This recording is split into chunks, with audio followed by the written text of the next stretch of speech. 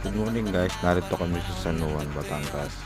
Tatrabaho kami pagkatapos maligo. Ito yung dagat, ang ganda oh. Kita nyo ba yan guys? Yun ang dagat. Maliligo kami dyan bago magtrabaho. Ang trabaho namin, nakakit na naman ng bahay. Makikita nyo to. Ano? Tapos pataas ito, nakakit kami ng bahay.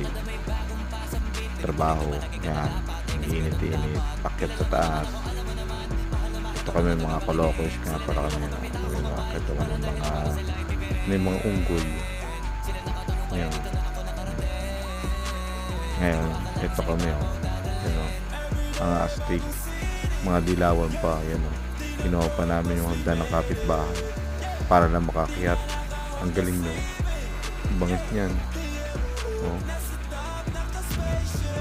Dalawang hagdan para sa lahat, parakpakan.